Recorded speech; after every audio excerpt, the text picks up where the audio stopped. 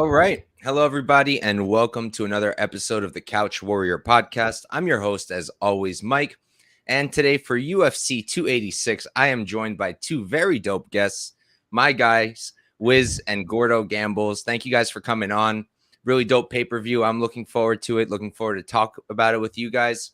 And yeah, I'll pass you guys the mic real quick. Wiz, what's good, brother? Thanks for coming on. What do you think for this card? You like it? As always, Mike, thank you for having me on, having Gordo on.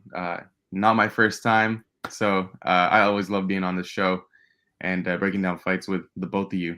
I'm pretty excited for this card. Prelims are all right too, but as a pay-per-view, it's not the most action-packed pay-per-view or not the best lineup, but I can't complain. It's fights. We can make money on it. We can watch it for entertainment, so I can't complain at all. Hell yeah. How about you, Gordo? Yeah, I always love being on the show, so thank you much for inviting me. And not much for me to plug here. Just here to say, let's have some fun. Like Wiz said, enjoy the fights. It's a midday one. I think it starts at 9 a.m. for you, Wiz, or maybe 10 a.m. I know you're over there on that coast, but yeah. So what time? It's an early card. Oh yeah, dude. It starts at is it 1 Eastern? Wow. I will get you the time right here. I have it pulled up. It is 1 p.m. Eastern for the early prelims. So and 10 a.m. my time. You see that? Well, that's my Penguins losing a very important game. So you know what? I am all ready to break down these fights. All right, guys, let's hop right in then. We've got 15 fights to break down. Shouldn't take us too long, but let's see what happens. We've got Veronica Hardy versus Juliana Miller. Hardy's going to be 6'4" She's 27 years old, 5'4" at the 64-inch reach. For her camp, I've got MMA Factory. On the other side, you've got Juliana Miller, the Ultimate Fighter, 40 champion, I believe. She's 3-1-0, 26. She's going to be 1 year younger. She's going to be 3 inches taller, 2-inch reach advantage, and I've got her training out of 10th Planet. Why don't you start us off, Wiz? You got anything here? I don't have anything on this fight, but you know what? For an opening fight, WMMA, I'm actually really excited to watch this one. I'm a big fan of Juliana Miller. I think she is still really green, only 4 pro fights, but relentless. When she gets these girls down, unlimited sub attempts. She goes for that ground and pound. She's always walking forward like a zombie, even though she gets hit like a million times.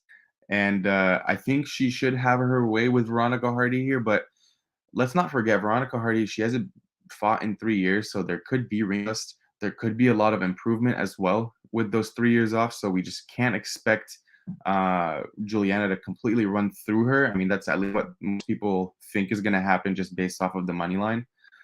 But I think she could surprise us. If people want to play the money line, please parlay Juliana Miller. I beg you not. She's very green.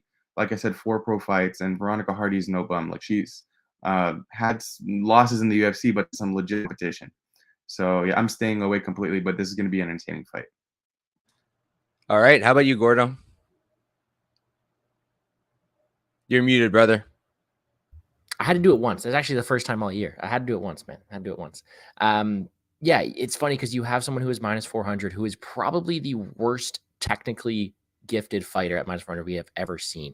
It is so ironic because I do not think Juliana Miller is good at all. But you know what she is? She's exactly what her fight nickname is. Do you know what her fight nickname is? No? Wiz, what's her fight nickname? Killer.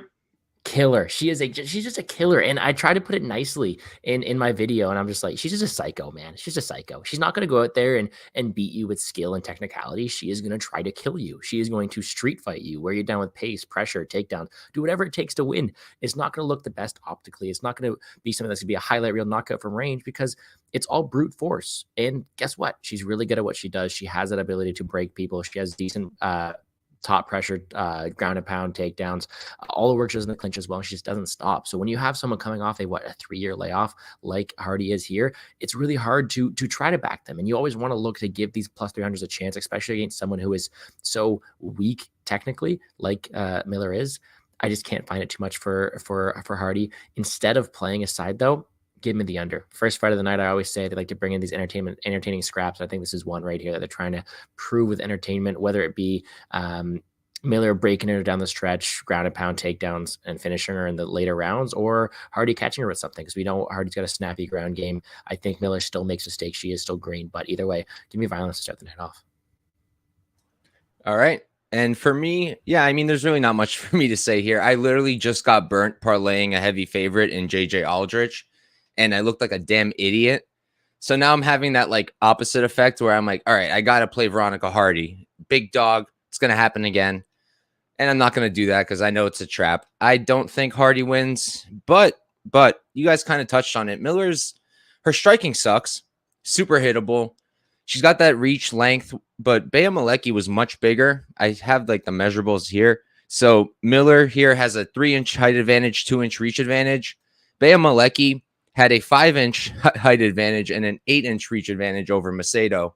And Macedo did half decent in the striking. I mean, the numbers were close. She was closing the distance. Her striking's pretty good, but that's about it. You know, she's not really wrestling often, and her wrestling's not very good. But I will say, like, you look at her opponents, and none of them fight like Juliana Miller, and Miller doesn't fight like any of them. Bea Malecki, a striker. Miller's not a good striker. She got that win over Viana. Jillian Robertson, grappler. Andrea Lee, well-rounded, which Miller is not. And then Ashley Evans Smith in 16. We can ignore that one. On the other side with Miller, like, she beat, what was her name?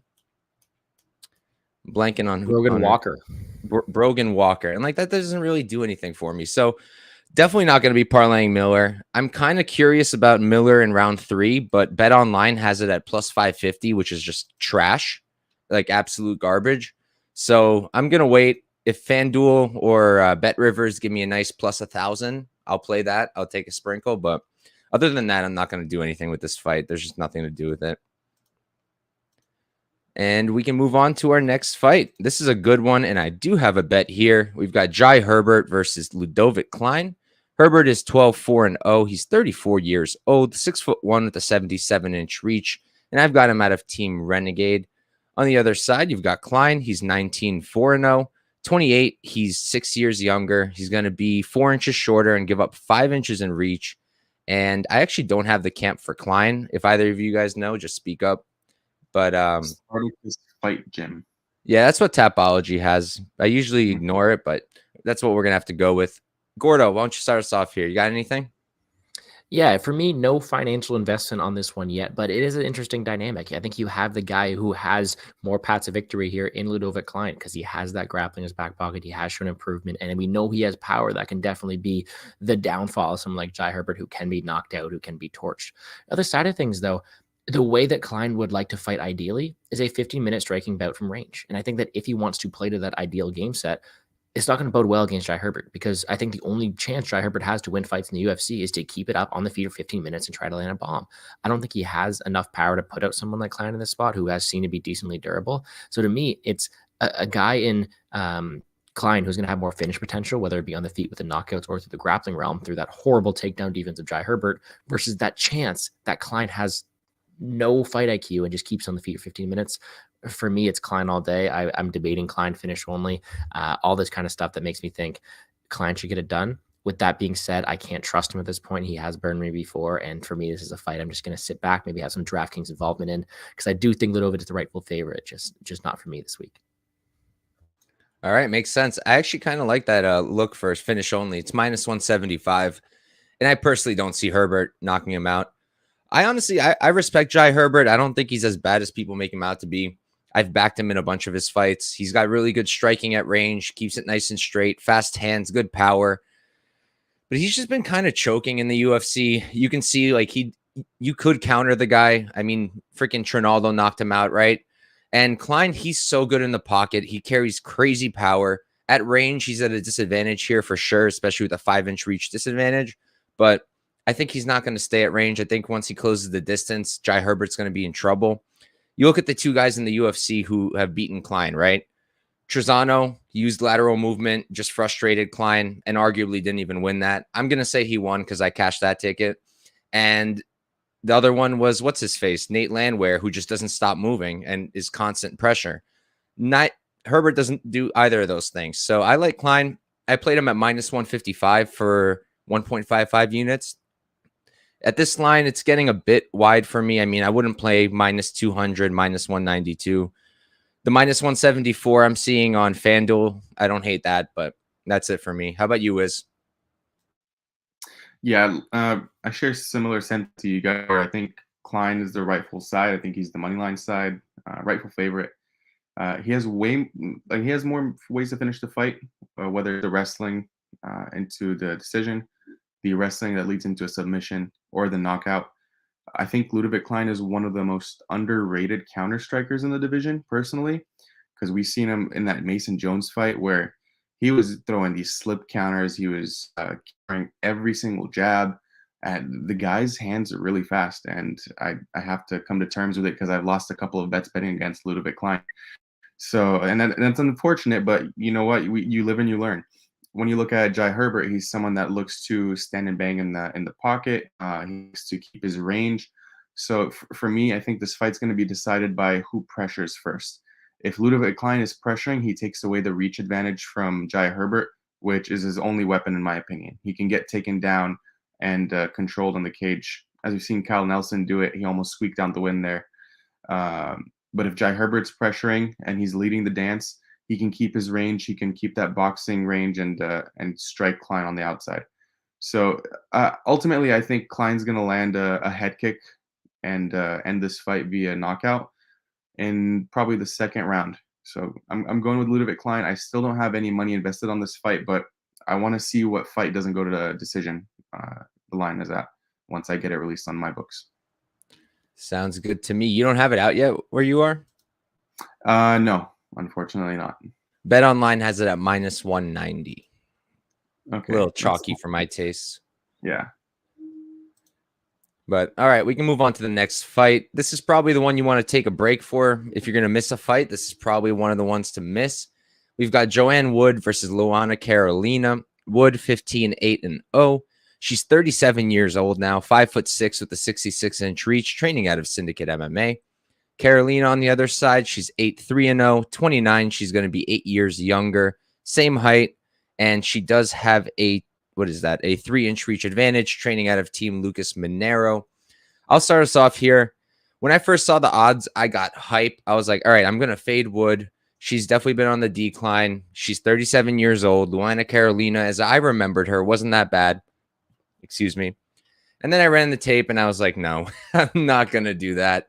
I think that Wood is the better striker here. I think she's going to have the better output.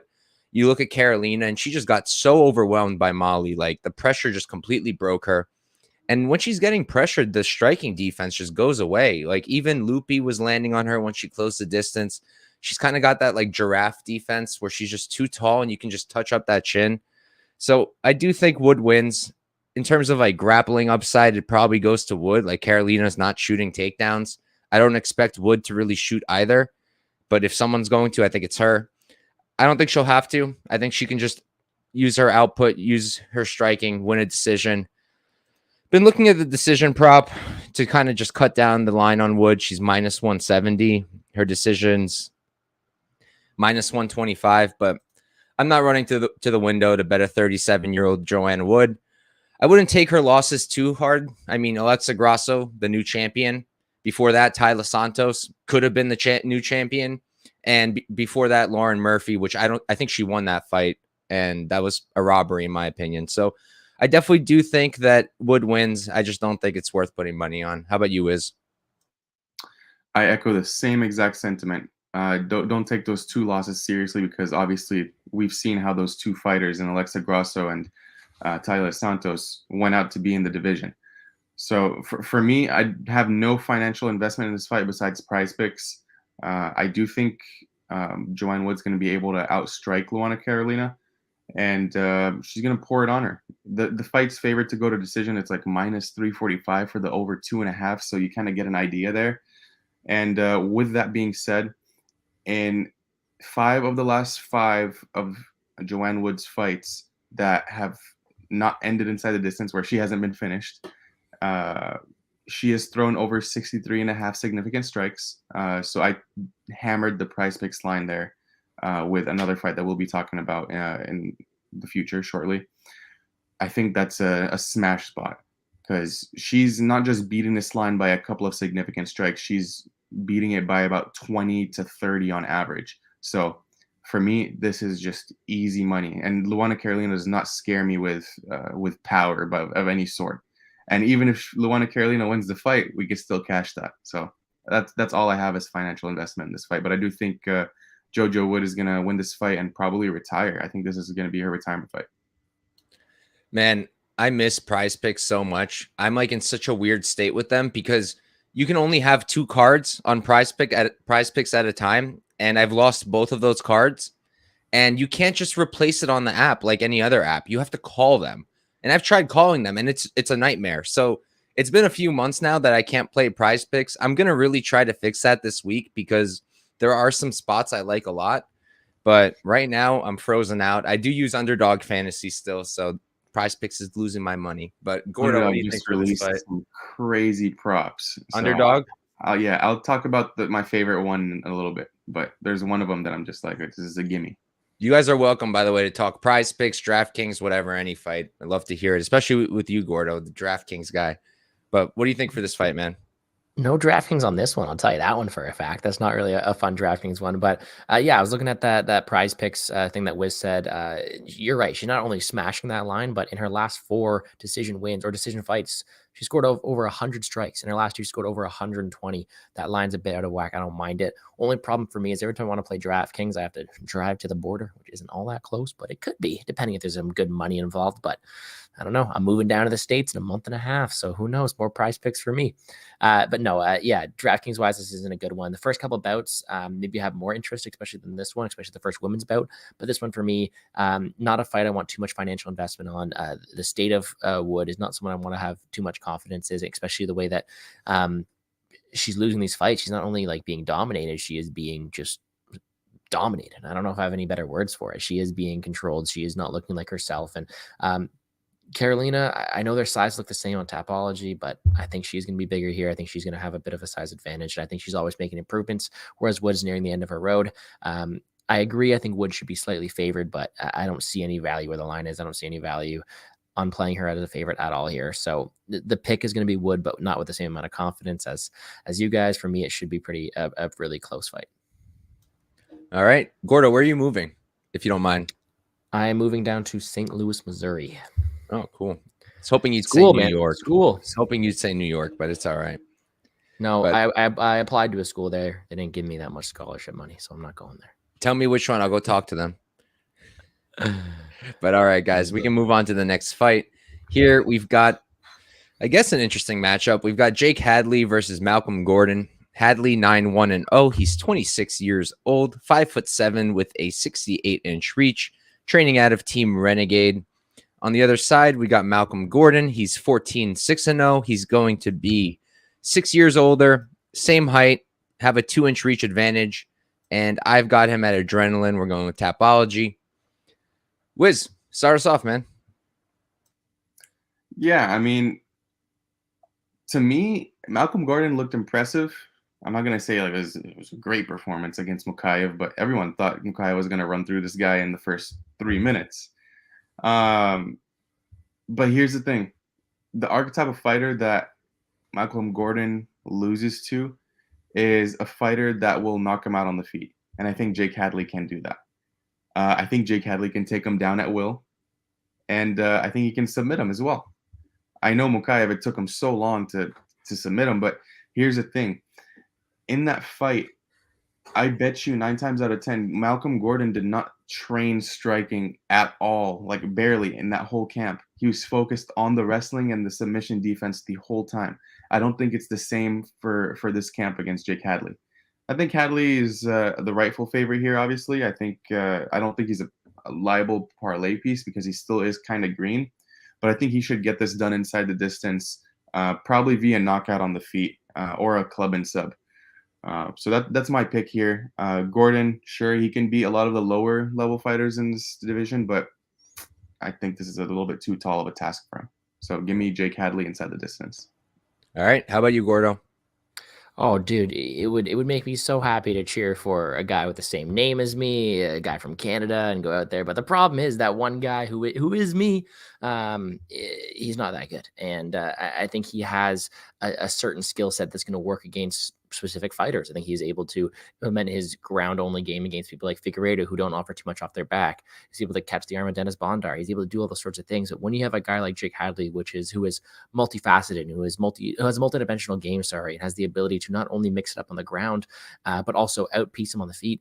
It's a tough spot for Malcolm Gordon, because of course he's always alive to go out there and snap somebody's arm or get a submission, but I don't think he has minute winning equity in the spot. I don't think he's going to be able to hold down someone like Jake Hadley, because the offensive wrestling, in my opinion, for Malcolm Gordon isn't really there. So can he hold his own in a striking affair? And I don't think so. Even though we have the same name and from the same place, I'd like to hope I can take a punch better than Gordon. I think a lot of people can, but to me, his durability is his weakest asset, and Jake Hadley should be smart enough to realize that he should be able to strike with him on the feet, and potentially has 15 minutes to put his lights out. I think he does as well. And with you, Wiz, I think Hadley gets the KO. As much as it pains me, because come on, Canada needs another one. We've been on a decent roll, but it's a tough one here. At least you guys had a guaranteed win with the Malott Lainez fight. They gave you guys one there. Do you know when people said it would be a draw? So many messages. But all right, yeah. So for me, first of all, that Gordon Mokaev fight, I had Mokaev inside the distance for a good amount of units. I was so stressed out, bro. I was so stressed out. And then he hits, well, it was an arm bar at the end of the fight. And I'm like, yo, thank God. But what took you so long?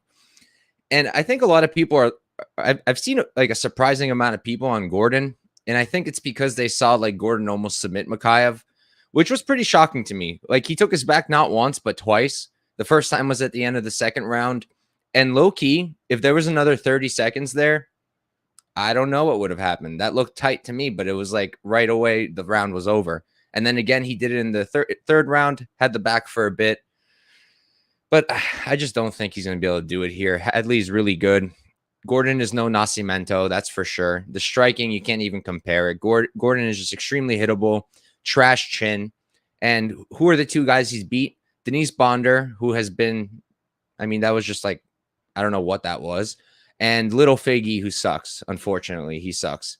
So those don't really mean anything to me. Hadley has his issues too. He seems like a bit of a dummy.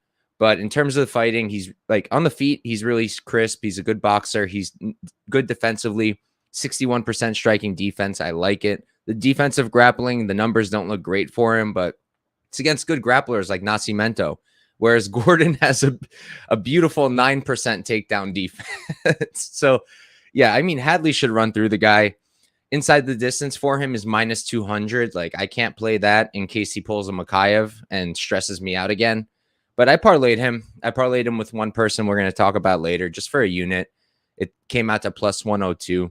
I think he dominates. I think he probably finishes. I don't want to pick a method because while I do think knockout will be his easiest path, Gordon got submitted by Albazi, and I love Albazi. I think he's a high-level prospect, but he's a purple belt, or was a purple belt at the time, and Gordon is an alleged black belt. So I think Hadley can sub him. I think Hadley can knock him out. As long as he doesn't do some really dumb things, I think he should dominate this fight, and I think we can move on.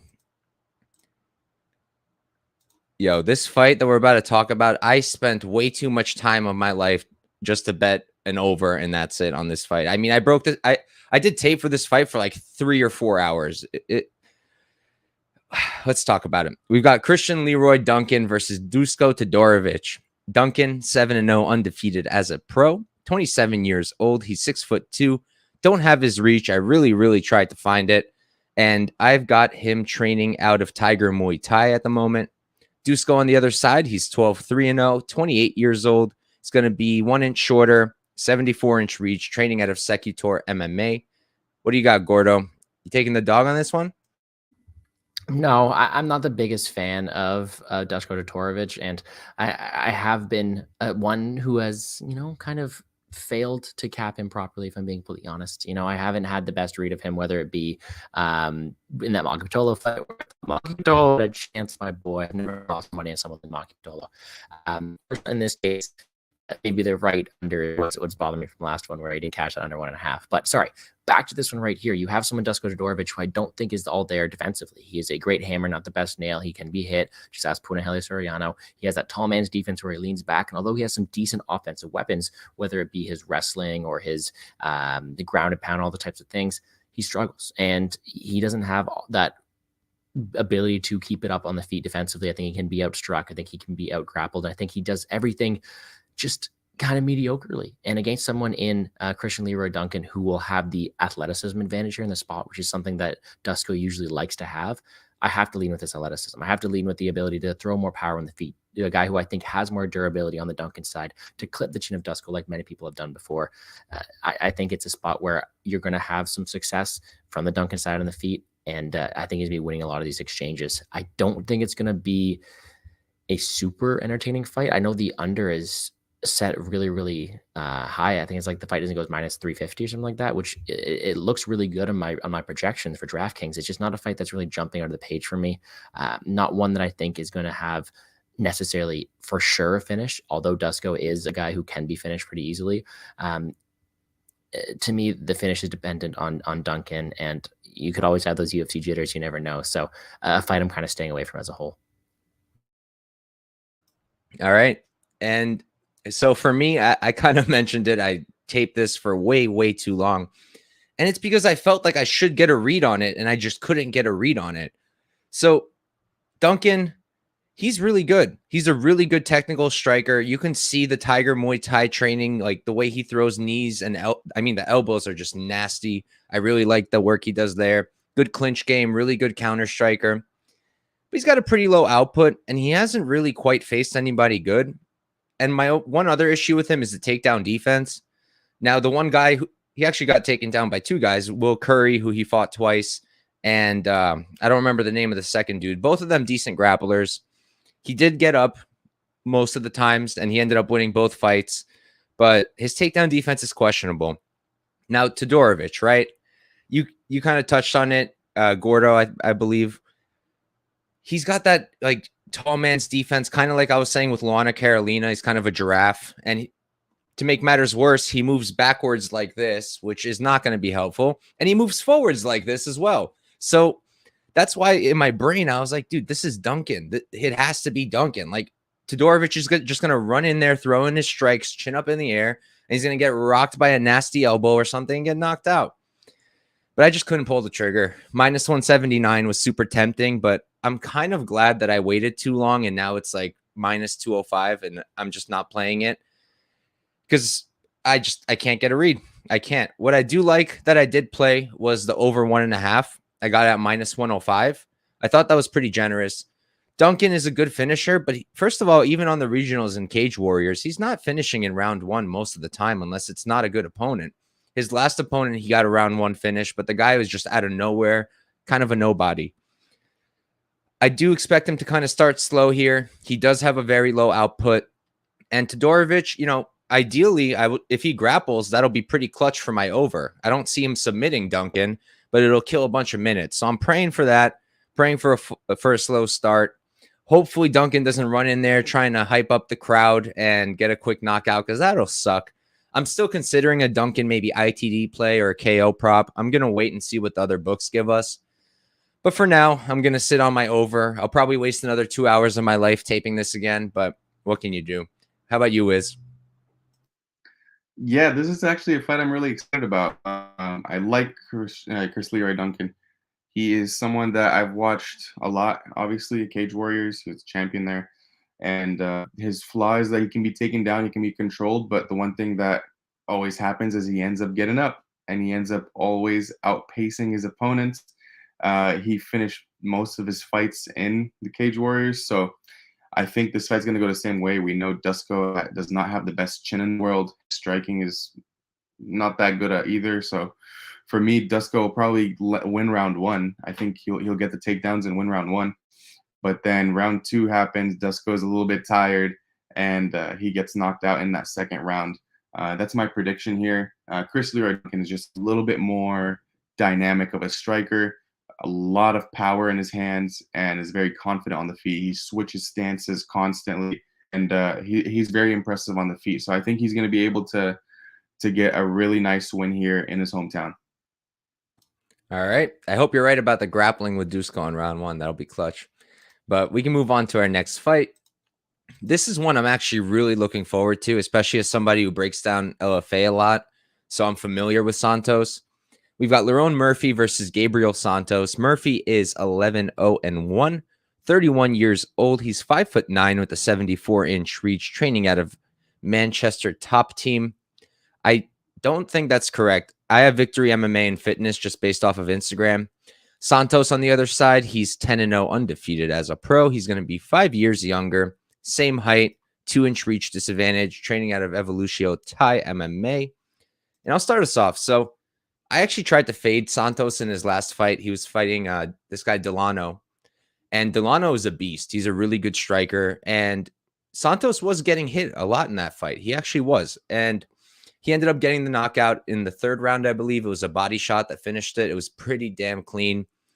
He's a good striker. He's a very good striker, mixes targets really well. He's solid in the clinch, but he, like I mentioned, he's pretty hittable. His own wrestling is pretty good. That could be something he tries to go for here. We did see Murphy get taken down by Amirkhani and by, what's his face? The guy who just lost. Zubaira? Where am I in the wrong weight class? Zubaira, right? And I mean, both of those guys are definitely better wrestlers than Santos, so I don't think wrestling is really going to play much of a part here. And on the Murphy side, I've been high on this guy for a long time now. I mean, I backed him against Ramos. I backed him against Amirkhani. I backed him against Santos, I believe. And my one issue with him is his output, but I think he's a much better technical striker. I think he's going to stay much more safe. 62% striking defense. I don't think he's going to be getting hit too much here. I think it's going to be a close fight. I do, but the line I think is very accurate. I think it's pretty generous, honestly. Minus 160. All right, we're getting wider, but it opened minus 135 on DraftKings. When I saw that, I was like, I'm in. I put 3 units on it, and I just think it's a levels fight. I think Santos is going to be something for sure. He's young. He's really talented already, undefeated. But I think this is a bit too much too soon. Murphy was preparing for a fight. It was a different one, but Santos is on short notice. So, yeah, I like Murphy here. I played him for 3 units at minus 135. If you can get anything close, I still like it. I wouldn't play it past like minus 170 probably, but I do like Murphy in this fight. How about you, Wiz? Man, this Gabriel Santos kid is really impressive. I really like Gabriel Santos, just not in this spot. Coming off of 10 days notice here. He has to fly from Brazil to London. Keep that in mind. Like I said, 10-day notice. By the time he travels and acclimates, he'll acclimate right in time for the fight. But also, all the jet lag while he's training in London, it's going to be very tough. And then that's going to affect the cardio too. We've seen him have decent cardio in his career, throughout his career. He hasn't really faded, but I think this is where we see him fade just a little bit going into that 3rd round. And he just is the type of fighter that gets hit a little bit too much for my liking at this point in his career.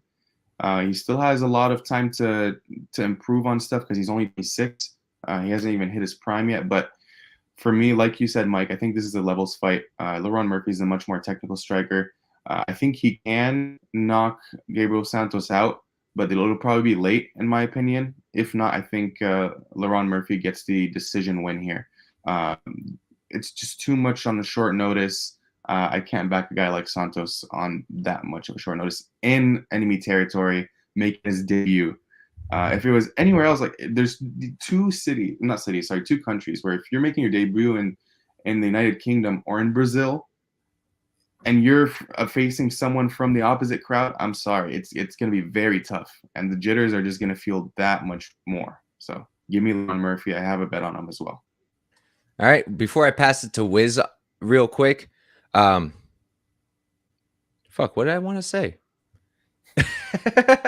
Oh, yeah, if you want to do MMA math real quick, Lerone Murphy fought Zubaira Tuhugov, draw, all right? Now, Santos, he fought Elvis Brenner, beat him. Elvis Brenner fought Tuhugov, beat Tuhugov. But I don't do MMA math, so I do like Murphy. Gordo, why don't you go ahead, brother? What do you think for this fight? Yeah, I echo a lot of the same sentiments, but I'm just going to keep this real simple. The only thing I'm going to add on to the points that you guys made was not only is he coming in on short notice, but he's a guy who is Murphy's a guy who's already training for a wrestler in wood. He's already going to be ready to defend those takedowns and look to light him up on the feet. And in this spot here, when you are worried about someone's cardio, when you are traveling halfway across the world and your approach is a wrestle heavy game plan, that's only going to make you tire more. It's not a easy one to do. I think he's going to be out volume, out work. I think the cardio is going to be there with Murphy. And like Wiz said, striking defense is not Santos' strong suit. I think Santos has a very bright future, but it's a very, very tough debut to make. And I'm with you guys there. And when we're playing probabilities, and you can get a guy who is in his hometown preparing for a fight, better cardio, UFC tested with the good striking advantage and the defensive advantage, in my opinion, at a 55% implied. That's a spot I had to take. So I have a unit on him as well. All right. All three of us on the same side, and we can move on. I just realized, Wiz, we got to put down a shoey bet, man. Every single stream we've done, there's been a shoey bet. You're what? You're 4-0 against me? Or I finally if we disagree on when I'm down. We have to. I finally picked up a dub. Finally picked up a shoey dub. When Gon fought Jones, me and Propaholic. Prop, if you're watching this, I don't think you've done your shoey yet, bud. And it's already been a week. Yeah. I'm gonna talk to him. We're gonna have a serious talk over here. I finally won a shoey and he doesn't do it. Are you kidding me? But just so you guys know, if me and Wiz make a shoey bet, you should probably go ahead and fade my pick because it's been a really good fade angle so far. But we can move on to the next fight. Here we've got Muhammad Mokaev versus Jafel Filho. Mokaev is 8-0, undefeated as a pro. He's 22 years old, 5'7" with a 70-inch reach, training out of KHK MMA team. And I just wanted to add, the dude is on a 32-fight win streak, including his amateur career, which is just insane. Filho, 14-2-0. He's 29. He's going to be the same height, 1-inch reach disadvantage, training out of Nova União. Wiz, start us off, brother. I mean, is there really much to say about this fight? The money line, I think, speaks for itself. Mokaev is going to be the guy with the wrestling advantage, obviously. I think he's going to have that advantage over almost anyone in the division. But Jafel Filho, don't mistake him for no bum because of this line. He's decent. I would say he's like a good all-rounded fighter. Like, he can strike, he can wrestle, he can grapple. He's gotten out of many difficult positions. If you look at his tape on the regional scene, he's been out of like some very deep chokes. So he's really calm when it comes to that stuff. But I just think Mokaev is going to pick up another W here and go on very well, probably by submission. I'll call it the second round. I don't know why. It's always second round for me. But, yeah, I just think that it's a layup spot. And then Jafel Filho will surprise a lot of people in his next fight if he does get one. How about you, Gordo? Yeah, it's tough to want to back the heavy underdog here when you're facing a guy in Mokaev who hasn't really shown too many flaws inside the octagon. He has shown that he has been able to work through adversity. He's been able to show that he's got a very solid game, and it feels a guy who just makes too many mistakes, whether it be sticking his head in the wrong place, whether it be just making all these foundational errors that I don't think is going to bode well against a guy who is so strong for a guy of his age, a guy who you wouldn't assume to be so battle tested. He has shown and done all the right things. So I do like I have here. I think all of the line is wide and not really easy to play. He is a guy you can go roster on DraftKings. He is a guy that you can go out there and look to secure a pretty simple win. All right, my turn. So honestly, I'm a little tempted on Filho, and I'll tell you guys why. I did a lot of Dana White's Contender Series content, tried to stay up on it, and I actually tried to fade Filho in the Echeverry fight. Looked really good. My thing here is I've got a few things. First off, if you put Filho against any of Mokaev's opponents in the UFC, I think maybe the only two that give him a problem are maybe Durden, which I don't even think so. I think Filho beats Durden, and Charles Johnson. That would be a great fight, honestly, if Filho does lose this. Filho has really good striking. Very good technical striker, keeps it nice and crisp. And Mokaev, he's also been really improving there, but I low-key kind of give the striking edge to Filho. Now, in terms of the grappling, right? Mokaev is an elite grappler, but we saw some holes. We saw some holes with Malcolm Gordon, like we were talking about. Got his back taken not once. One time would have been like, all right, accidents happen. Happened twice in one fight. All right. That doesn't just happen. That means there's something in there. There's a hole. Filho training out of Nova União. He's a black belt. Also has nasty jiu-jitsu. 8 sub wins. Took Echeverria's back standing. He's been submitted once. I think it was in like 2019. But he's got good wrestling. I don't know much about his takedown defense because it's not often tested. He did get taken down in 2018 by Dos Santos, but he got right back up, reversed every time. Look, does Mokaev win? Probably, but I think minus 800 is a bit off. I do. So the way I'm looking to tackle this is I don't really want to take a dog shot on Filho because realistically, I still think Mokaev wins. He's got that grappling that's just relentless. I'm considering Mokaev by decision because the line, everybody thinks there's going to be another finish here, but Filho's only been subbed once, and that was in 2019. And I really don't think he's getting knocked out here. So I'm looking at the decision prop. It's plus 190 on Bet Online. I think we're going to get better odds, so I'm going to wait and probably put just a half unit on it. Real quick, I want to catch up with the chat because I mentioned earlier to Gordo and Wiz, my Wi-Fi is trash right now, even though I pay a fortune. And I just got all the chat messages all at once. I was literally thinking in my head while we're talking, why is nobody talking in the chat? Why is nobody typing anything? Turns out they've been typing. I just haven't been getting it. So I'm going to catch up real quick. CT, as long as Ludovit doesn't get slept, I'm pretty confident he wins. Me too, my brother. Zach, thanks for coming on, bro. Got in before it was too late. It's never too late. Albazi, the best purple belt in the world. Dude, the Kai Kara France fight got announced today. I'm so excited. I'm going to bet Albazi, just saying.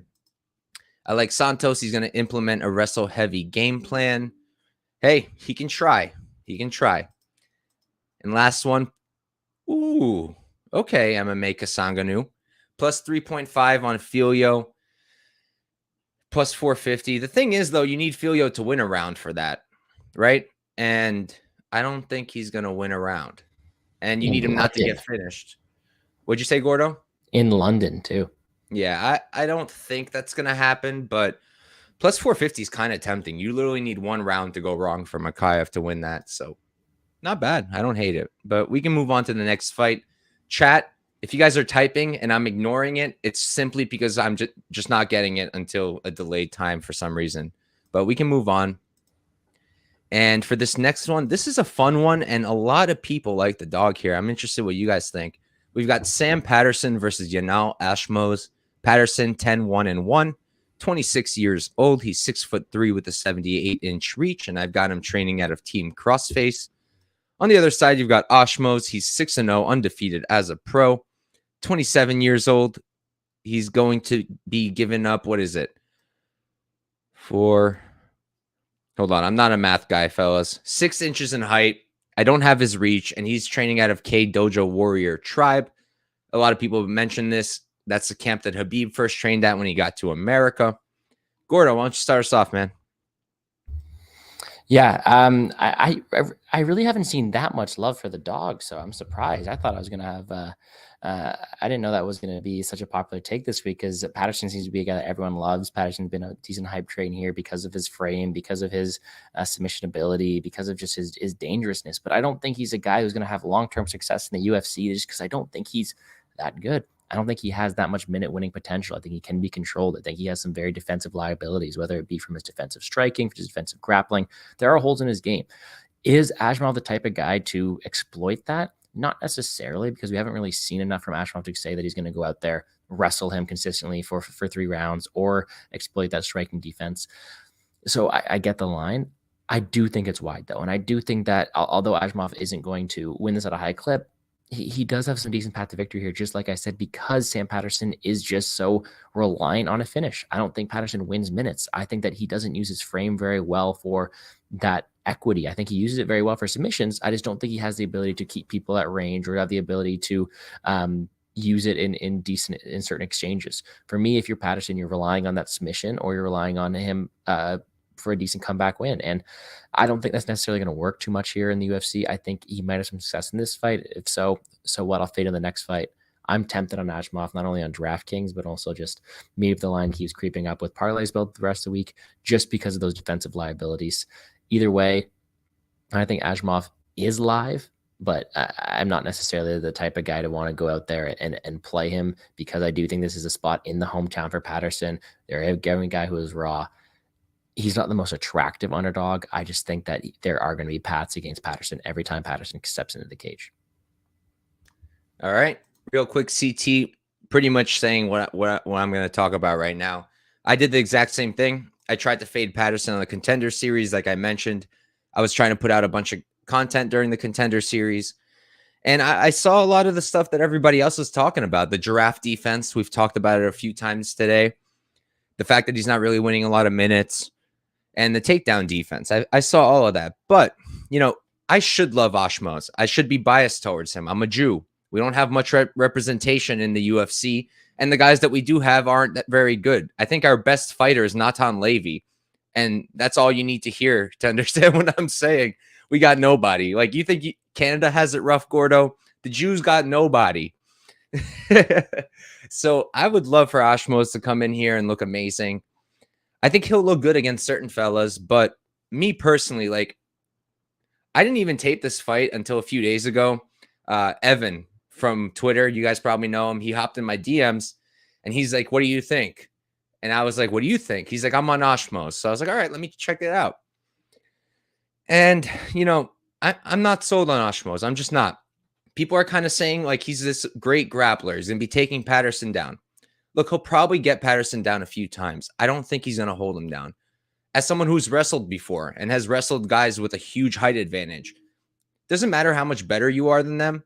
It can be a pain in the ass, especially when they fucking tripod, because there's just very little things you can do. So it's going to be frustrating, right? And also, it's not like Patterson hasn't fought these kind of guys. He's fought this kind of fighter. Kamil Magomedov, right? In Brave CF 55. I got it on my notes right here. Kamil took him down a bunch. But first of all, Kamil is much bigger than Ashmoz. He's not a small fella. He's a bigger man. He was closer in size to Patterson. And even then, he wasn't able to hold him down too much. And then he got guillotined. And, you know, Evan actually called Sam Patterson to me. He's like, he's a guillotine merchant. And he's not wrong. He's pulling Gilly a lot. He's got, 1, 2, 3 guillotine chokes on his record and a few more as an amateur. But I feel like this is a perfect opportunity to be a guillotine merchant. I mean, Ashmoz, he has to shoot. And he's going to be shooting nonstop. And that's going to give Patterson a lot of opportunity. And the striking, I mean, Patterson's not a great minute winner, but he is a good striker. And he is going to be much bigger, have a much bigger reach advantage here. And I don't rate Yanal's striking very highly at all, really. I think his striking kind of sucks. He's got power, sure. But the people saying he has power, who's he knocking out? Ryan Risco. He's knocking out Armando Gugetta. He's knocking out Luis Abdallah. He's knocking out Yona Kohana. He's not finishing guys who are good. So I think Patterson wins. I totally get the angle. I don't hate the price on the dog if you're going to take that shot. If he can successfully just wrestle, he can win. But another thing to consider is the guy doesn't have great cardio either. So I don't think he wins. I'll probably get roasted because if I lose this one, because I did parlay Patterson and Evan is on my ass for that. But I like it. I think Patterson should win the fight. I'll talk about the guys I parlayed him with later. Of course, I'll be nervous if he's just getting taken down and not doing anything. If the guy just continues to pull guillotine, I'll lose it.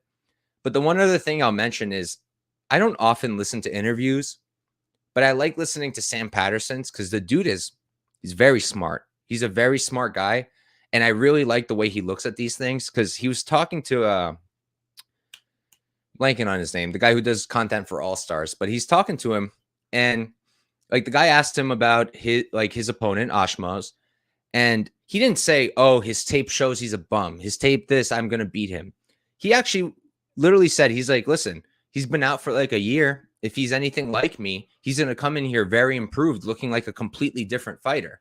And the fact that he's recognizing those things and thinking about those things, for me, I like it. I'm not a big narrative guy. I'm not a big guy who's going to sit here and listen to what they're saying.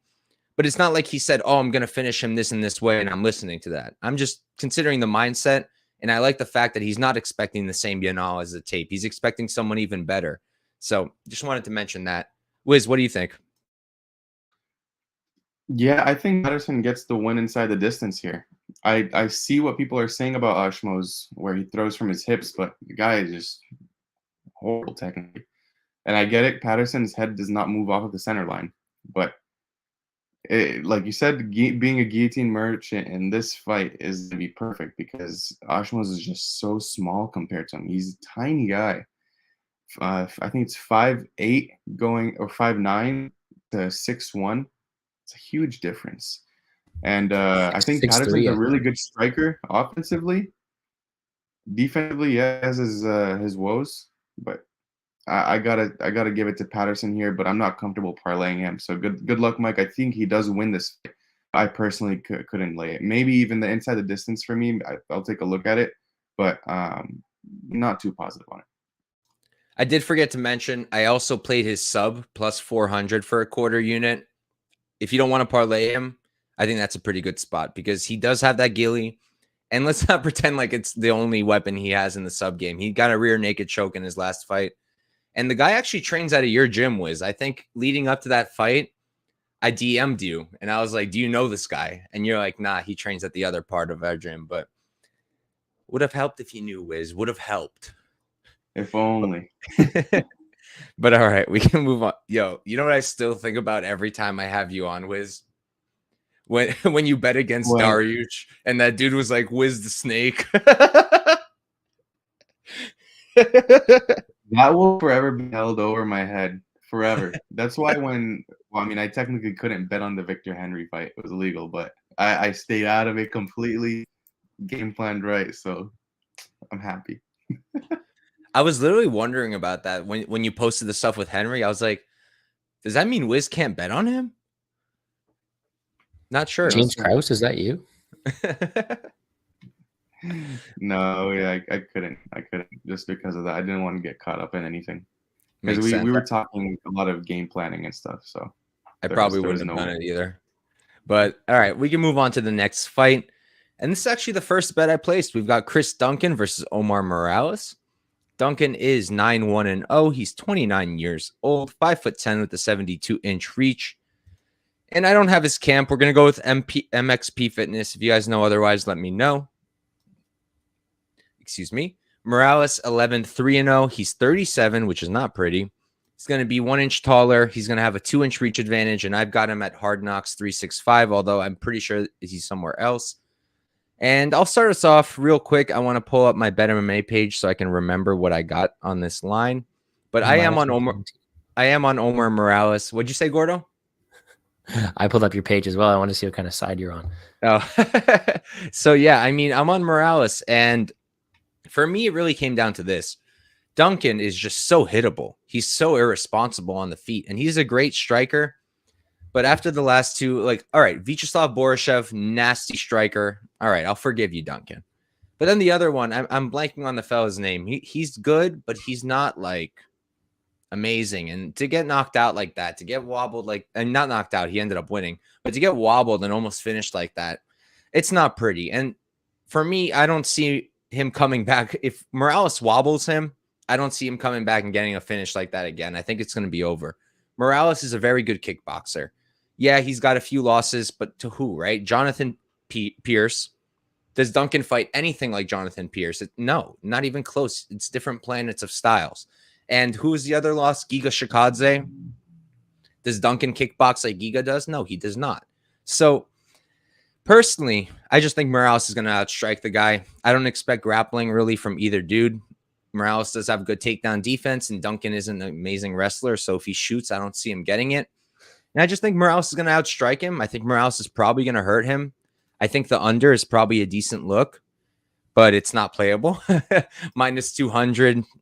There's not much you can do with that. You could parlay it if you want, but it's just going to suck if it ends up being a slow striking match. So I like Morales. I think that minus 119 where it's at right now on Bet Online, minus 120. I think you could play it. I do. I think he's just a better technical guy striking, and he's definitely got a better chin in my opinion. So I like him here. How about you, Wiz? Yeah, I think the rightful side here will probably be Morales. I would be backing Chris Duncan here if he had a chin. If he had any resemblance of a chin, I would be backing Chris Duncan. But unfortunately, this guy has been knocked down so many times and badly hurt. Like in his last Contender Series fight, the guy was everything but dead. But I still don't know how he came up with that meme knockout. That was just insane. But yeah, I think it's going to be a kickboxing match. First person to fall loses. It's going to be one of those just stand and bang. Omar Morales very low volume. That's the thing that I worry about. So that's why I'm staying away from the side, even though I really like him here. I just don't really rate Chris Duncan. I don't know what he's doing in the UFC. He's not that good. So the other Chris Leroy Duncan is good. This Chris Duncan is not the right one. So if you guys are placing bets on this card, on Chris Duncan, make sure you're betting on the right one. Double take. Make sure you're checking the opponent too to help yourself out, because you don't want this Chris Duncan anywhere near your money. Only the UFC would put two different guys with the same damn name on the same card. But I get it. We're in London. How about you, Gordo? Yeah, and put some respect on Christian Duncan, not Chris Duncan, Christian. The funniest thing for me is looking at Bet MMA tips and seeing that it just says Chris Duncan and then a number 2 in brackets. Just like they also know which one is number 2. They know that there is an A side, there's a B side, and I have to say that this Chris Duncan is probably the B side here too. And like Wiz mentioned, his chin looks like he's hanging out with Malcolm Gordon all the time. It's not the best durability, but it's also not because he can be hit so easy, not because of the chin, but he can be hit so easily. No defense whatsoever, whether it be from a wrestling perspective or a strike thing at all. He is just all gas, no brakes, and just striking. All he is got piston in his hands. He just wants to throw from all angles. He's got lots of power. There's no denying that. But to me, when I'm doing this tape and I'm looking at their skill sets, I think if Omar Morales didn't get knocked out last fight, if that Euros Medic fight never happened, Morales is at least minus 200, minus 250 here. A lot of people are correlating that knockout loss for Morales to the power that Duncan has. And I get it. It is not always a good thing to see a 37-year-old coming off a knockout loss, but I do think Omar Morales has all the tools here to get it done. I think he is the better defensive fighter. I think he's a better technical striker. I think he has some wrestling in his back pocket as well. And I think that even though his durability is not perfect, I do think he has more durability than Chris Duncan in this spot. I do think Morales should be a wider favorite than he is right now. And I do think that I had to jump in when I saw it at even. So I'm with you there. A couple of units on Omar Morales. A fight though, like if you are worried about that chin of Omar Morales, you want to play it.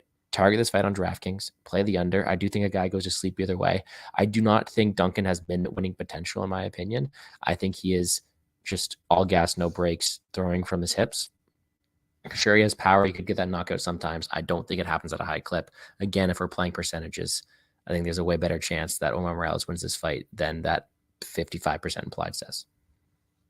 Yeah, I mean, just to add to what you just said, like Euros Medic is a lot more explosive and a lot bigger than Chris Duncan. So just because he got a knockout, I don't think that means Chris Duncan's going to get a knockout. But we can move on. And Wiz, at this rate, we're not going to have a damn shoey bet. So I really hope you disagree with me at some point, because we're getting to the heavy favorites. It's not going to be anything left. We got Jack Shore here versus Makwan Amirkhani. Jack Shore is 16-1-0. He's 28 years old, 5'8" with the 71-inch reach, training under his father at Shore Mixed Martial Arts. Amirkhani, he's 17-8-0, 34 years old. He's going to be 2 inches taller, have a 1-inch reach advantage. I've got him at SBG Ireland. And just to bring it up, Jack Shore is coming up a weight class. So Wiz, start us off, brother. Yeah, that's something I was going to highlight in the beginning. Jack Shore is coming up a weight class here. We know what Makwan Amirkhani can do. What is it? Meme sub in the first round. That's pretty much it. After that first round, his gas tank suffers immensely. And when I say cardio dump, cardio death, that is Makwan Amirkhani after the first round, and it's 100% true. You look at this guy's tape and you see him fall apart. But while in the first round, he's out here getting multiple takedowns and sub attempts. But I mean, there's a reason. He just doesn't manage his cardio. And I mean, yeah, he does have the opportunity to get that first round submission, but I don't see that being any more than like a 5% equity here, to be completely honest. So I think Jack Shore is going to be able to finish him in the second round. I'm going to be playing that second round and third round props, but go a little bit heavier on the second round for Jack Shore. And I think he can get it done in the grappling. I think he can get it done on the feet, but it'll likely be a knockout feet. I mean, there's a reason why the line is this wide, and I think Jack Shore is a real deal. So give me Jack Shore. All right, Gordo, how about you? I am a huge Jack Shore fan. I bet on him in all his fights. Sure, it burnt me the last time. I will admit that. I'm not going to take anything from Ricky Simone's win. He did very well that fight. But I think not only Jack Shore is a guy with a very, very well-rounded game plan, but he's also a very smart dude. He has the ability to mix it up, and he knows where his opponent's weaknesses are. When you have Makwan and Amirkhani in front of you, you know exactly what his weaknesses are. The guy is round one up submission or bust. He's not the best striker. He's not the best cardio. He's not the best guy in terms of offensive wrestling or defensive wrestling for that matter. And although it's tough to see a guy so dangerous as Makwan Amirkhani as a big underdog in this spot, after round one, Jack Shore is going to look minus 1,000 here, in my opinion. So can he get out of there? That's the real question. I don't think I'm going to have any financial investment on this fight. Maybe sprinkle the late round props, like you guys say, but Makwan Amirkhani is the ultimate punt play on DraftKings because if he wins, it's probably early. It probably scores very well. I just don't think it happens too often. So give me Jack Shore to win. Give me him to win in the later rounds. All right. So for me, first off, like I'll preface this with this, like this is one of the fights that I haven't gotten to tape too much, just because like I'm a law student dealing with law school and my schedule is pretty damn busy right now. And two, if you guys know me, if you follow me, you know that I do a lot of regional content. I really, really try to put stuff out. I'm only going to have a PFL video this week, but there's so many regionals I've been trying to keep on top of. Invicta FC, Cage Warriors, PFL. I'll drop you guys all my picks for those once we finish the show. But that's why I've been a little busy. In terms of this fight, of course, it took a plus 400 favorite for us to disagree, but I might actually take a shot on Amirkhani. And I'll tell you guys why. Imagine this was a shoey bet, Wiz. You'd have to do 4 shoeys to my 1. But I will do it. Yeah, you want to do it? I will do it. All right, bet. 1 shoey. If you win, I do 1. If I win, you got to do 4. Let's say 3. Nah, it's plus 400. All right, 4. Almost. Give me 4. Because I was gonna say, I forgot to mention one thing. This is the second leg of the prize picks. It's Shore over 100.5 fantasy score. So that parlayed with, or not parlayed, that picked with the JoJo Wood significant strikes over.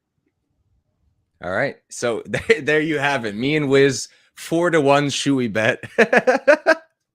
But in terms of the actual fight, so the reason I kind of like Makwan, first of all, I don't like when guys come up a weight class. I just don't like it. I don't think it works out most of the time. I tried to fade Nathaniel Wood, when he did that. That didn't go well for me. But Nathaniel Wood was fighting Charles Rosa when he came up. Makwan's no joke. And you look at the guys he's lost to, right? Let me pull it up. So we've got Jonathan Pierce. Jack Shore is not Jonathan Pierce. Doesn't have his size. Doesn't have his pace. Mike Grundy, he beat. Mike Grundy's a really good wrestler. Not as good of a martial artist as Shore, though. Lerone Murphy, lost to him. It's okay. The Camuela Kirk fight. I had Kirk, so I'm not going to say anything, but that was probably a robbery a little bit. And Barbosa. I'm sorry, but Jack Shore is not Barbosa. And when did we finally see Jack Shore struggle? When he fought a fellow wrestler, fellow grappler, who was stronger than him, who was able to outmuscle him. And that's kind of my angle here. I think that Makwan, if anybody could do it, I think he's going to be one of the better guys to be able to grapple Shore. My concern is similar to what Wiz said, the cardio, right? So I probably won't get to Makwan money line, but I'm certainly going to probably get to a Makwan sub sprinkle. Not at plus 475 on Bet Online, but I'm very confident that FanDuel or Bet Rivers will give me like plus 600 or something. I'll put 0.2 units on it to win 1.2, something like that. Call it a day. And then if I win against Wiz, guys got to drink 4 shoeys, and we're going to be pretty much even on shoey bets. So I was about to say, you're going to be able to get to the 1-4 or 4-1 shoey bet. We have Archer Amazing. Congratulations in advance, Wiz. All I'll say is I'm going to be cheering solely for the shoey bet. Forget any bet I make. I'm going to be cheering for that shoey bet because I would pay a lot of money to watch you take 4 shoeys in a row, Wiz. It's going to be a beautiful sight. But look, I totally get it. If this was the same weight class, I wouldn't even consider Makwan. But for me, it's a mixture of coming up a weight class, fighting a really good grappler, and seeing Shore struggle with people who are stronger than him in the grappling area. Not stronger technique-wise, but stronger, literally physically stronger. So that's what I think. I know I'm like on a complete and utter island, but to me, Jack Shore minus 500 isn't playable. I don't think that's correct. So that's what I think. If you guys have a response, go ahead, but we can move on otherwise. I wish you the best of luck for sure. All I'll say is I'm probably not going to have anything on it if it's not the sub other than this shoey bet, but now I'm very stoked for this fight. So, all right, for this next one, we've got Marvin Vettori versus Roman Dolidze. Vettori, he's 18, 5 and 1, 29 years old, 6 foot tall with the 74-inch reach, training out of King's MMA. So Wiz might not be able to bet on this one again. We'll see. Or he'll be called a snake if he goes to Dolidze. Dolidze, 12, 1 and 0, 34 years old. He's going to be 2 inches taller, have a 2-inch reach advantage. And why don't you start us off, Gordo? Perfect hairline, just a hat. No, hairline's not that good. I had to address that. The hat stays on. All right, boys. This is a fight that is a great way to start off the opener. I think it is a tremendous one, whether it just be all action packed, but name value as well. 2 guys who I think are both kind of meatheads, 2 guys who are both just big dudes with not the most upside, in my opinion. Let me break this down for you. I'm not a Dolidze hater, but I'm not convinced of his overall skill set. And I will admit I have lost money against Dolidze. I did bet Hermance and all this stuff. The best comparison I have for Roman Dolidze is Ryan Spann. I don't think that Dolidze is a minute winner. I think he is an opportunistic finisher and a very good one at that, just like Ryan Spann is. But what happens when you run into a guy who has a brick for a head, like Marvin Vettori, a guy you can't finish, a guy who you're going to struggle with controlling a lot of these spots? It's going to be hard for Dolidze because I don't think Dolidze has that minute winning potential. I think that's going to be all Vettori here. I think Vettori's got the ability to push him around the cage, try to test out that cardio one more time. And I do think this is a spot that Vettori does win a lot of the time. Who has more finish equity in my opinion? It's Dolidze. But overall, the most likely outcome, in my opinion, is Vettori either wins round 3 or decision. I think he's able to do that a large majority of the time. And if I'm wrong, well, that'd just be another Roman Dolidze fight I got wrong. Dude, all right. So I'm about to go off a little bit. For me, like you brought up the Ryan Spann comparison. For me, Dolidze and Duplessis are in the same category for me. Guys who have no business winning the fights that they are winning, but yet they are winning them. And I'm losing an infinite amount of money trying to fade them because my reads seem to be correct, but then Dolidze just pulls it out of his damn ass. So, and another thing, like this is probably like a karma thing. I'm Ukrainian and my girlfriend is Georgian. Roman Dolidze is both of those things.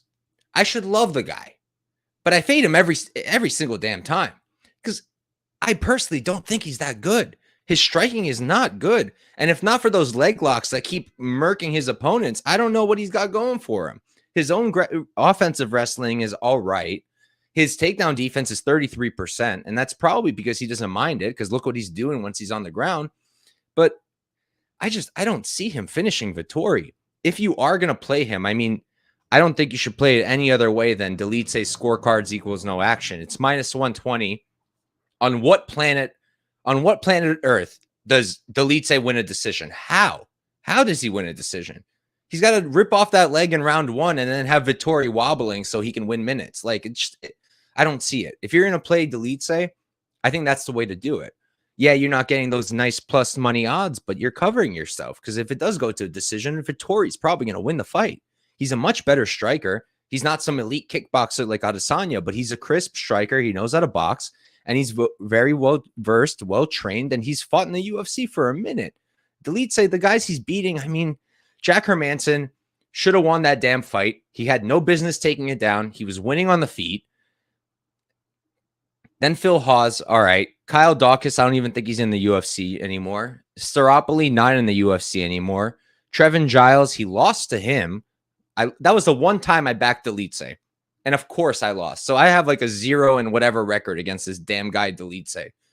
But yo, I'm not an Igor Prateria fan.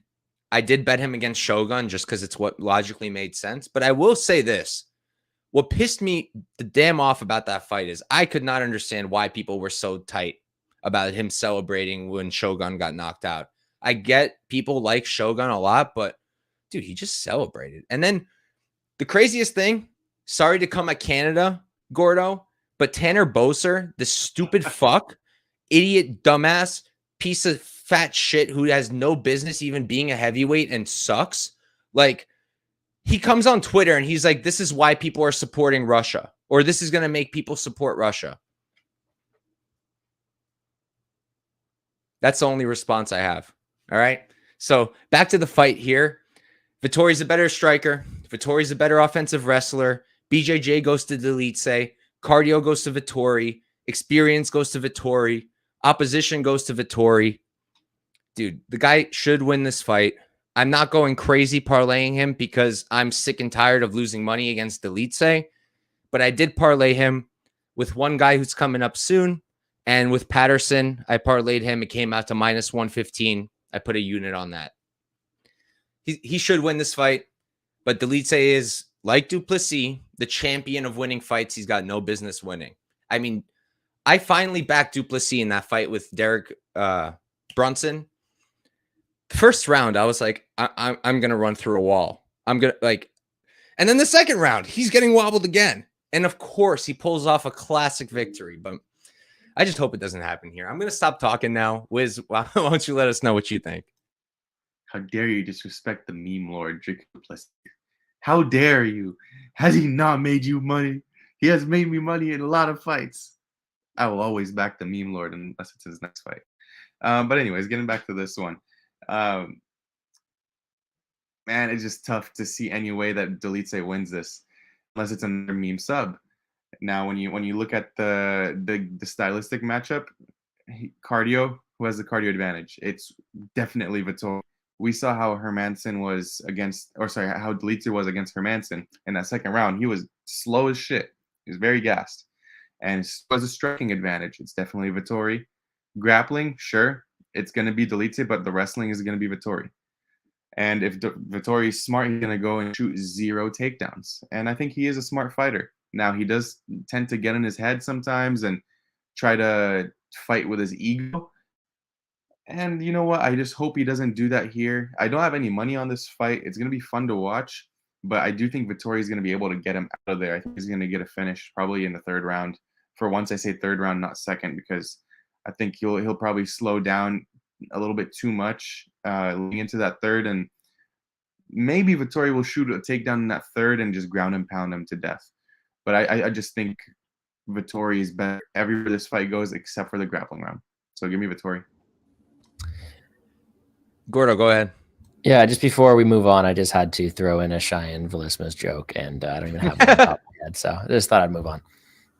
I want to throw this out here because Wiz just brought it up. Vettori round 3 KO TKO. Do you guys have odds up? You don't, right? All right, I want you both to guess. Wiz, guess. What's the odds? Round 3 TKO for Vettori. Plus 1,300. Gordo, go. 15. Plus 3,400 on Bet Rivers. Wow.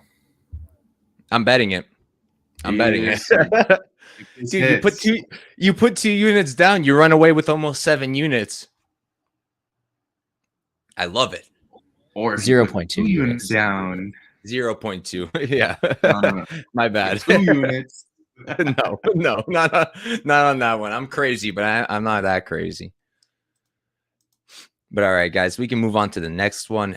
This has started a Twitter war for some damn reason. We've got Jennifer Maia versus Casey O'Neill. Maia, she's 29. Damn simps. I blame the simps. Jennifer Maia simps? Nope, the Casey O'Neill simps. Oh, we might finally have a real shoey bet then. All right, we've got Jennifer Maia versus Casey O'Neill. Maia is 29-1. She's 34 years old, 5'4" with a 64-inch reach, and I've got her training at a shoot box. O'Neill, 9-0, undefeated as a pro. She's 9 years younger at 25. She's going to be 2 inches taller. She's going to have a 5-inch reach advantage. And for her, I've got Diesel Gym London. I know it says Extreme Couture on Tapology, but I couldn't confirm that on Instagram at all. So I'm going to go with what I saw. And I think, who started last time? I need help here. You did, Wiz? It might have been you, right? I think I started on the last one. All right, so it's my turn. All right, so now I'm curious what you mean, Wiz. I think you mean the O'Neal simps. I've got a girlfriend. I'm a loyal man. I don't see women in that light anymore. But look, I'm going to say this. I think a lot of people are just dog hunting like crazy on this card. I'm seeing some crazy takes. I don't think Maia is a crazy take by any means. I get what people are thinking. You look at the fight, you look at their fights.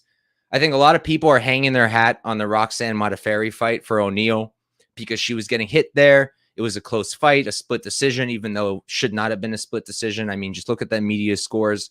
Usually that doesn't mean much to me, but if every single person scores it for one fighter, it does mean something to me, especially if I agree with them. I think that O'Neal is going to be a better striker. I think she's going to be the more physical woman. She's younger. She's probably got the offensive grappling upside because Maia, while being a good Brazilian jiu-jitsu person, doesn't really wrestle. She doesn't shoot almost ever.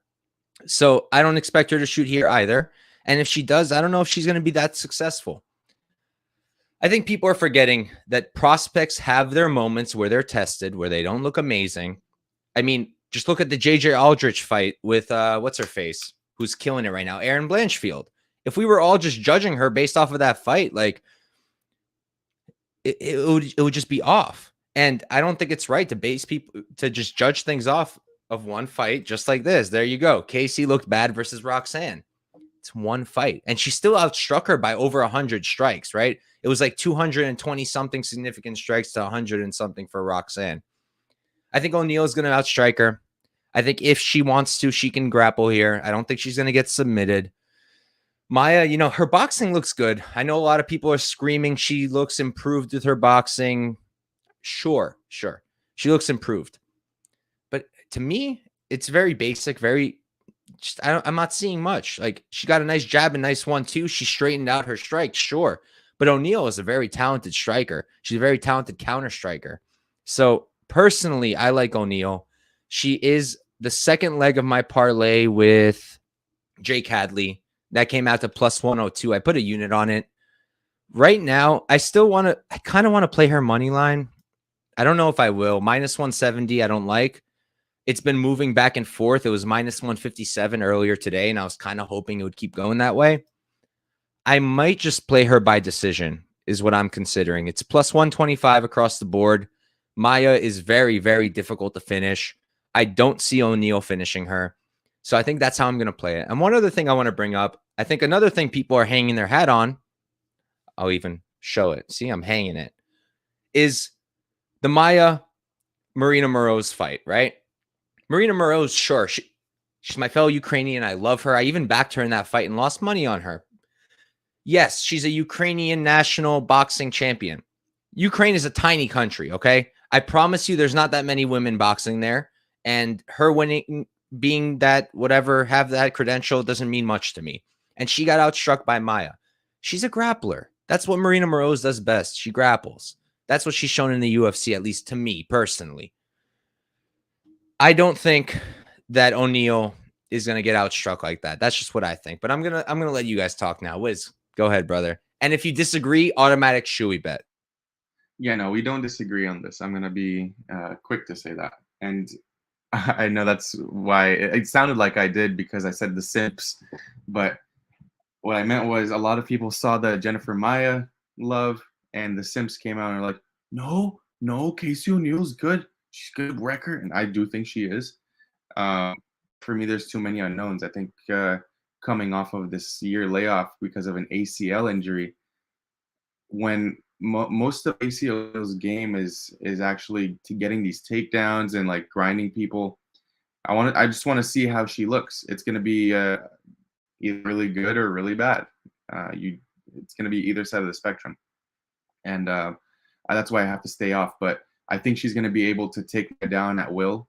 Maia likes to accept bottom position because she's a jiu-jitsu guard player, and she doesn't really do much in guard. It's kind of weird. And on the feet, it's Casey O'Neill for me all day. So give me Casey O'Neill. I think this is a pretty simple breakdown for me.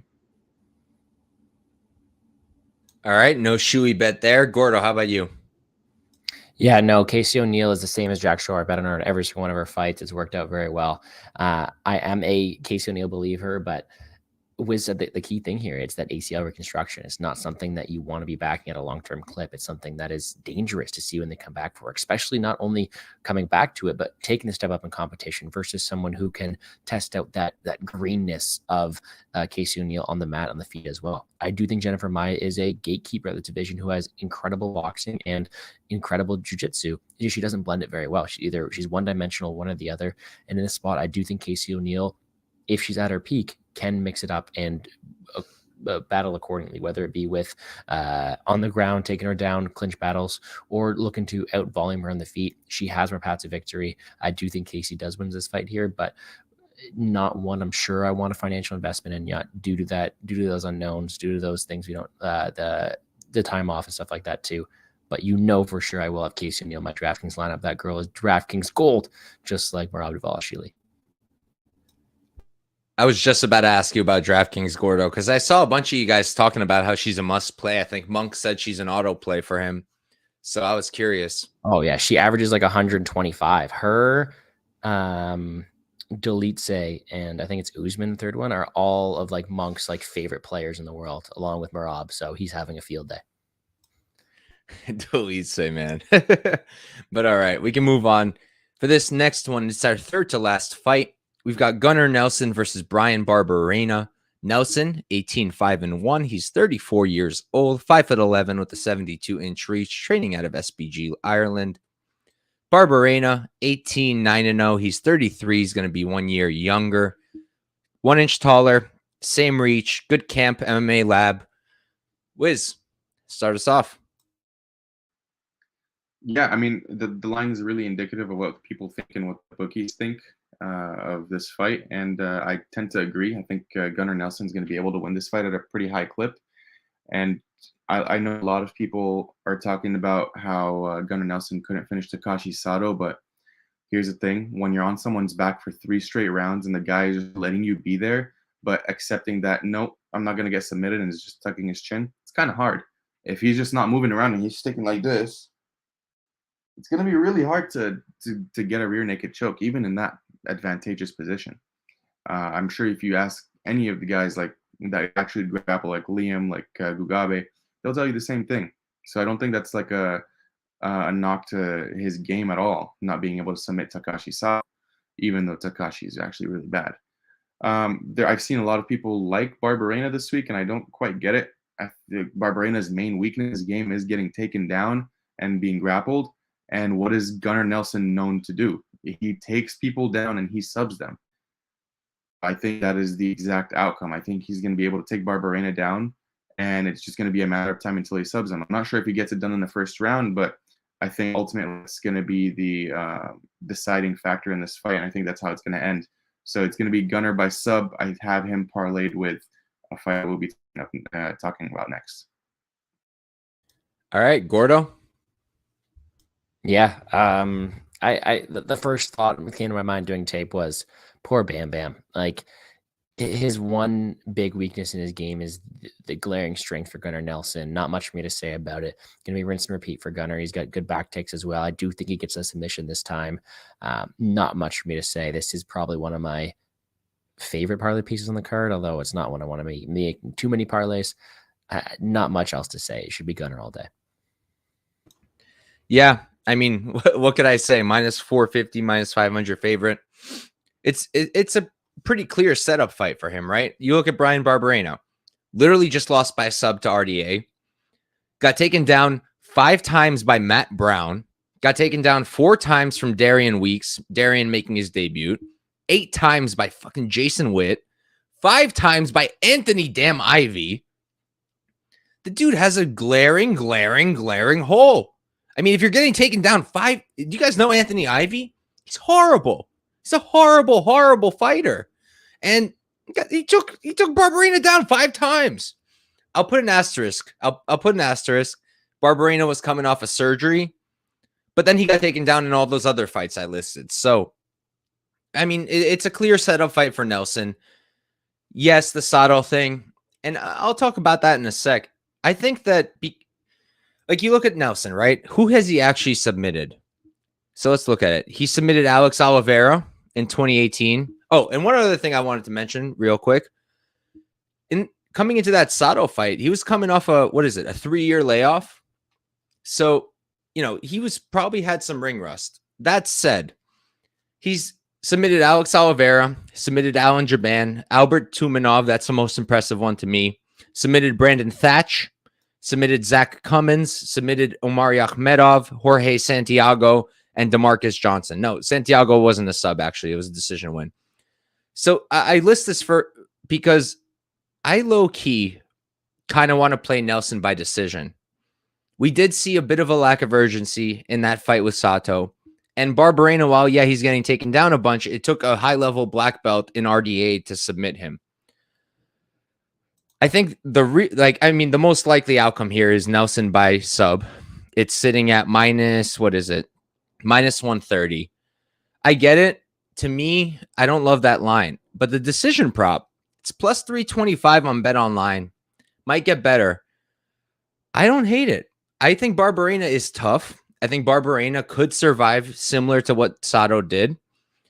So I'm really considering it because it would be a cheap way to play this. I could put a third of a unit and win a unit just betting Nelson by decision. And I need Barberena to survive. If Nelson has his back for 3 damn rounds, I'm going to be very, very stressed out. But I think it might be worth a play. Don't take my word for it just yet. Make sure you're following me at Couch Warrior Pod. That's where I post my picks when I make them. But I do also have Nelson parlayed. I'll get to that. I have him parlayed with Vettori, minus 137. I put 1.4 units on it. And I have him parlayed with Patterson. With Patterson, minus 140. Just put a unit on it. And that's all I'm going to do with it. So we can move on to the next one.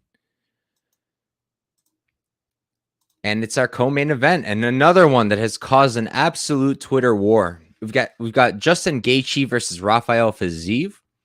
Gaethje is 23-4-0. He's 34 years old, 5'11" with a 70-inch reach, training out of Elevation Fight Team. Fiziev 12-1-0. He's going to be 4 years younger, 3 inches shorter, and he's going to have a 2-inch reach advantage, training out of Tiger Muay Thai. He is the striking coach there. Gordo, start us off. Yeah, this is a very, very fun co-main event, and it's one that I think people have been calling for a while, right? Simply put, it's a battle of volume versus power. It's about battle of pace versus technicality, and I think that when you look at their two styles, it's so crazy to see the difference, right? You have a guy in Justin Gaethje who likes to break people, who likes to overwhelm them, good leg kicks, good volume, good pressure, decent durability. But that durability seemed to be a bit overhyped. I go back into the tape. It's like this guy's been rocked. This guy's been finished. Like the guy isn't the most durable guy in the world, especially when we look back and think about him.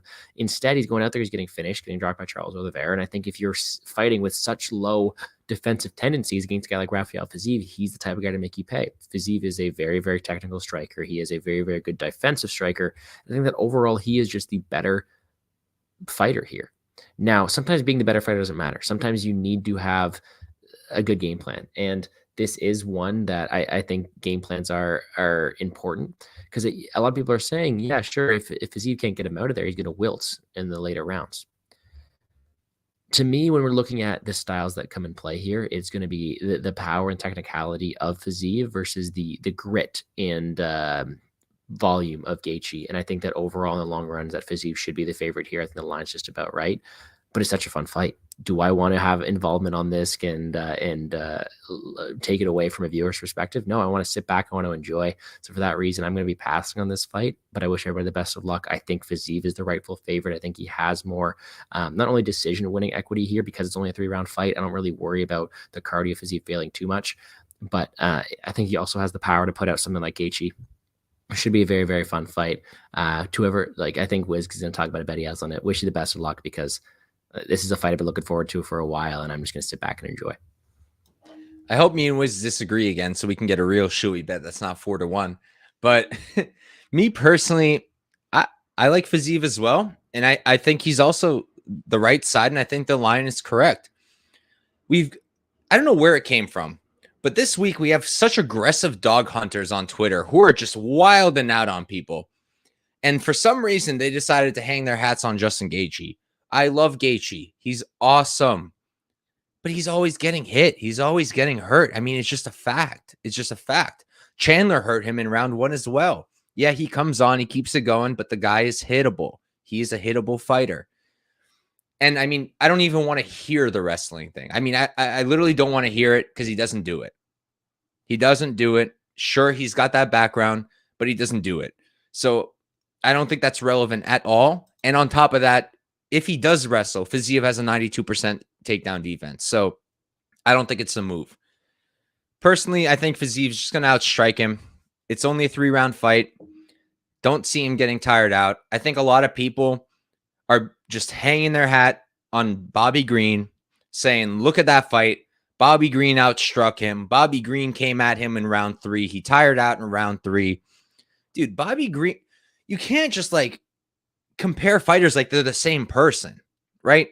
Personally, I think Justin Gaethje's a better fighter than Bobby Green, but they're different. Bobby Green is a very good boxer with a very good output. I don't think it's fair to just compare it like that. And Fiziev still won that damn fight, all right? I think that Justin Gaethje's going to come out hot. I think he's going to land a bunch of good shots, maybe the entire fight. But I think overall, the guy's going to be landing better, slicker, stronger, causing more damage. I think it's going to be Fiziev. It's just, it's how I see it. So I'm actually probably going to get to a money line bet on him. I want to just retape this like 1 or 2 more times. Sometimes I need it to get to a pick, and I feel that I need it here. Maybe it's because I keep seeing Gaethje people and I'm getting shook off of it a little bit, but I really do like Fiziev. Now, the only play that I do already have is I played the over 1.5. I took it at minus 150. It's minus 180 now, which sucks, but minus 150 I thought was fair. I just realized recently, Wheezy's prop template agrees with me. He played the over 1.5 as well. That's always nice to know. I think that personally, I don't see Gaethje getting knocked out in round 1. Who's Fiziev really knocking out in round 1? Has he knocked out anyone in round 1? Let me check. Let's see.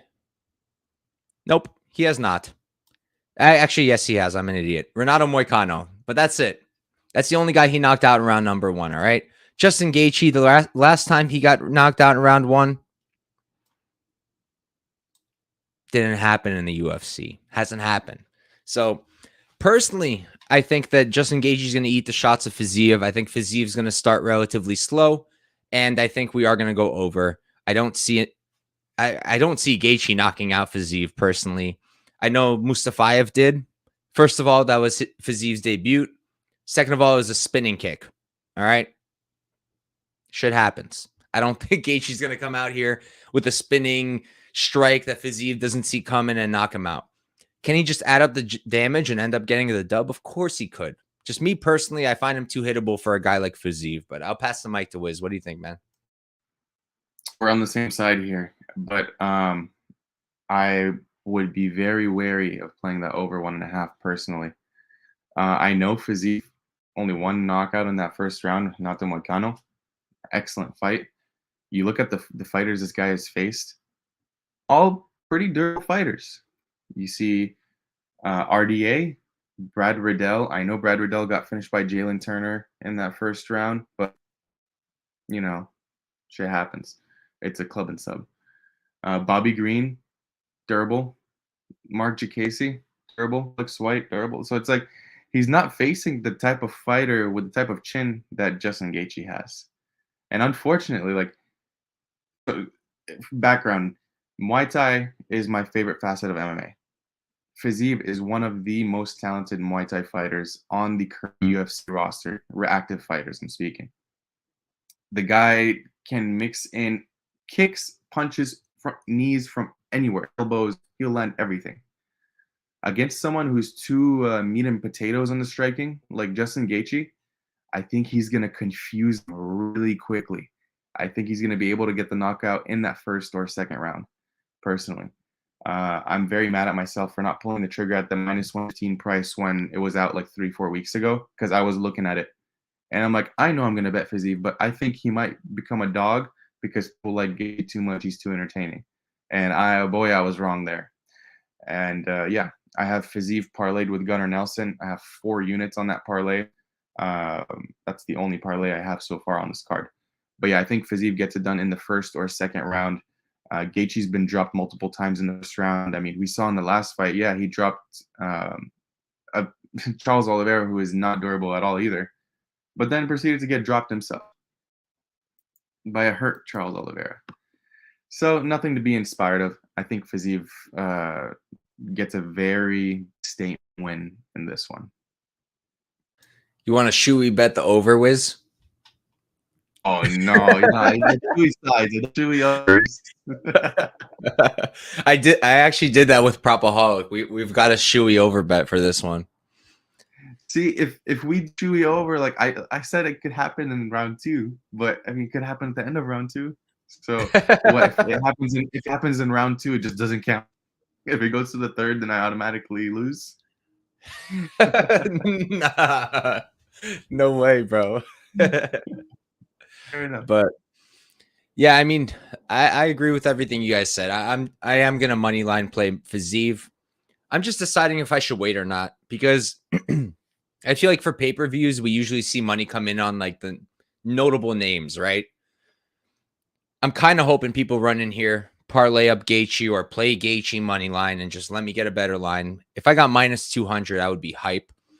But I'm probably just gonna put 2.25 to win one and call it a day. I think Fiziev wins the fight, and we don't have to beat a dead horse. We can move on to the next one.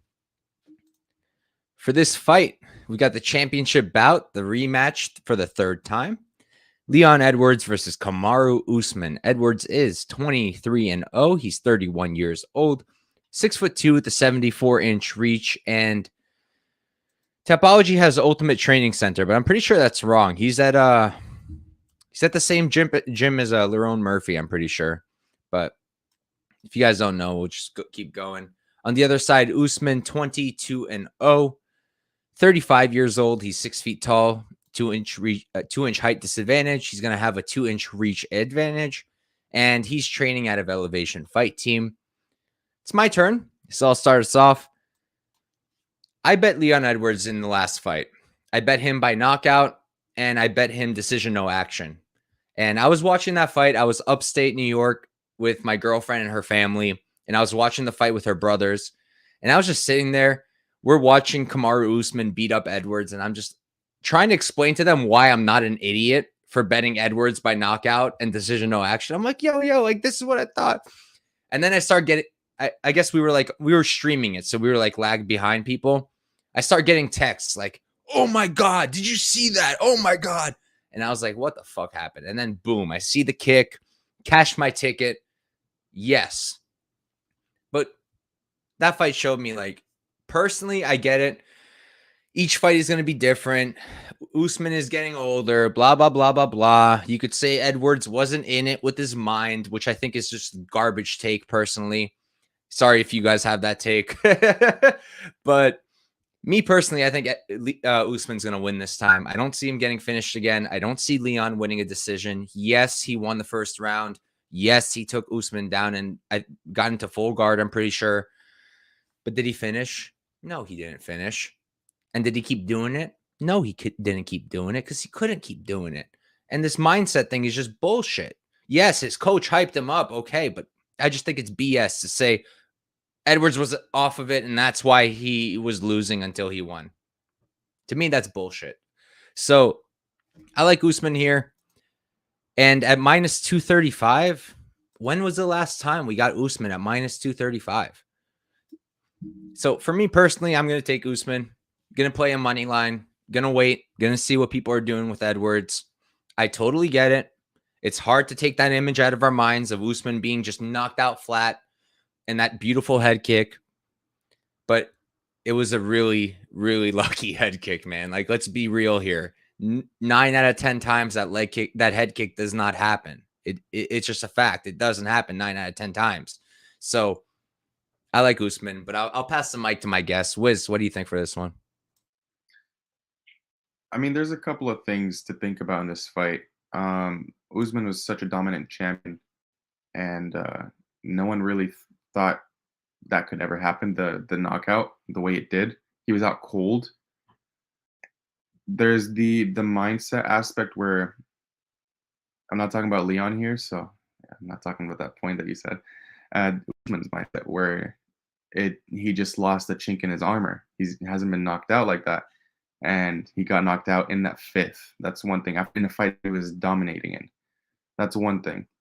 There's the talks and rumors of his knees being completely shot, him needing pretty much injections on the weekly, almost on the daily, because of how much they hurt, and he can't walk on asphalt. That's just horrible to hear if you're backing Usman here.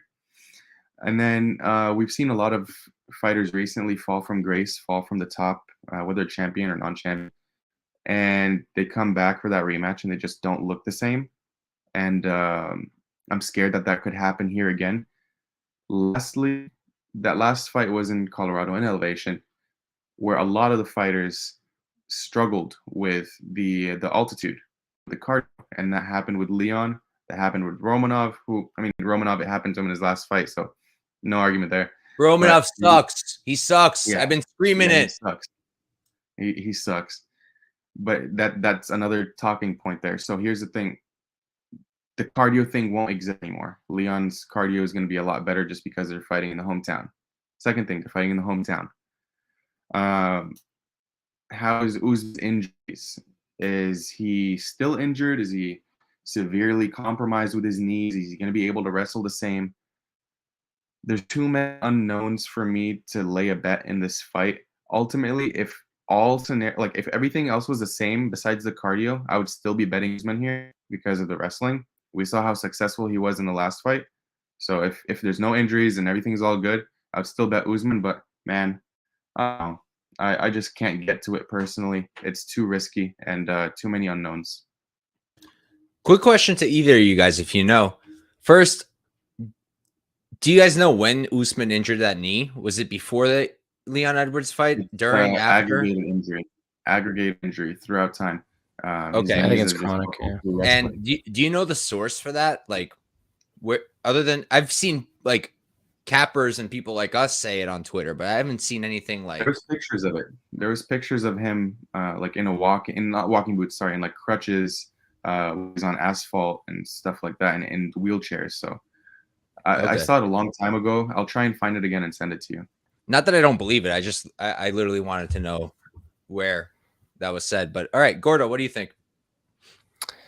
Yeah, I have a special interest towards this fight, and this is a topic I like. I don't want to brag about, but it is very important to me. I was fortunate enough to be at that last fight live. It was one of the first events I went to, and seeing that fight, that was one of the greatest moments. It's a part of UFC history, and I was fortunate enough to be there watching it.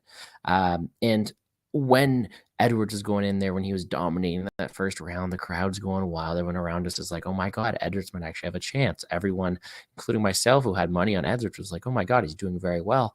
And the crowd goes silent round 2, 3, 4 when Usman absolutely dominates and Usman takes over. He doesn't let Edwards breathe, doesn't let Edwards get any of his striking going off. And the live line indicated Usman was minus 10,000. That was the truth. People started getting up beside me. They started leaving from the arena. Literally, the people sitting beside me left, missed that ending. And although it was a perfect headshot, it was a perfect bet. Like I don't want to call it like anything other than just a moment of sports history. It's a great hype up thing. It's so many good things about it. It was. And again, I don't have a better word than this, so someone please correct me if I'm wrong, but it was kind of fluky, and not because of the headshot, but more so how many refs separate them from the clinch there? How many refs pull them away from that and allow them to strike in the last minute and a half like that? Not many. I think the better word is circumstantial. Everything that had to happen there played out the way that was not in Usman's favor. Was the cardio affecting Usman too to have his hands down lower? Who knows? The whole fight had it so that everything played out perfectly for Leon Edwards. And as a fan, as someone watching there, it was one of the craziest things I've ever witnessed. And it was something that I will never forget. But when we're sitting here months later looking at this fight, you can't tell me this line's wrong. you can't tell me that there should be any different than this -250 line for Kamaru Usman, because he looked -250 in that fight. Sure, he made an error. Sure, he lost that first round, but he was dominating more times than he wasn't. And you know what? It's not something like, sorry, if Leon doesn't land that shot in the last minute, he's not talked about. This moment doesn't exist. He's not in this conversation. If they rematch again down the future, Usman's -500.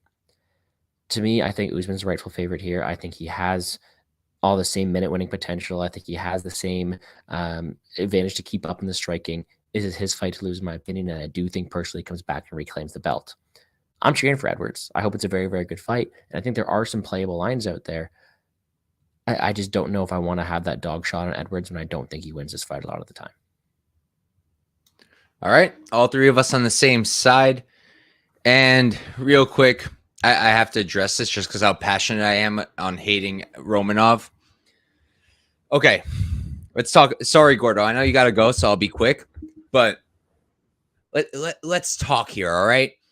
Sure, yeah, he grabbed the fence. But, bro, how are you just going to assume? How are you just going to assume that it would have been different? I mean, I made this case before the fight happened. Who has Romanov submitted who was good? Nobody. He didn't dominate anybody good, ever. Not in the UFC, not outside of the UFC. Outside of the UFC, he was fighting guys who look like my father, who are 5'9" and overweight and way too old to fight. And that's the guys he was dominating. Then he comes into the UFC and he starts beating guys like Jared Vandera, and people are just losing their mind saying this right here. What gives you that idea? Because Aspinall took him down and Kamaru'd him. First of all, it took 2 takedowns. Second of all, Aspinall is 100% a better grappler than Romanov. Jesus, I love you. I love your support and I appreciate you, but all right. We're going to wrap it up now, though. That's the card. 15 fights. Big shout out to Wiz and Gordo for joining me, especially Gordo. The guy's got a big deal tomorrow that he's got to deal with, so I really appreciate him coming on. Real quick, before I pass him the mic, I did want to say I'm going to throw out my picks for the regionals real quick. Invicta FC, the only thing I'm looking at is Natasha Kuziatana, plus 375 against Fatima Klein. She's an Olympic bronze medalist in judo, fighting a woman who people love just because she trains with Erin Blanchfield. So I like that spot. I'm going to throw a quarter unit on it. Cage Warriors, looking at it right now, if the lines are still there. No, none of the lines I played are there, so I'm not going to give you anything. And PFL, I like Paulo Henrique, but I'm going to wait on the line. And I like Quim Elatoni, plus 235. I got 275. I think it's playable. Thank you guys for tuning in. Thank you, Wiz and Gordo. I'm going to pass the mic to you guys. Let people know where to find you, what's going on this week. For me, content-wise, tomorrow, I'm going live with my guy, Pat, from Addicted to Combat. We're doing our pay-per-view panel. It's going to be on my channel this week. Although I might talk to him about that. I might ask him to do it on his channel just because of my stupid Wi-Fi. We'll see. We're going to be breaking down this card. We're joined by Brady from DFS by the Numbers, and we're joined by Danny Lags, who's also very sharp. Should be a great time. And on Friday, as usual, I'm doing prop talk with MMA Propaholic. Going to talk about the props for this card. And I'm going to try to put out a PFL video. No promises. Like I mentioned, it's a busy week. All right. Wiz, thank you for coming on, bro. Tell the people where to find you. Mike, again, I just wanted to thank you for having me on. It's always fun breaking down the fights with you. And as always, Gordo, you know, one fourth of the Four Horsemen. Always fun being on with you as well.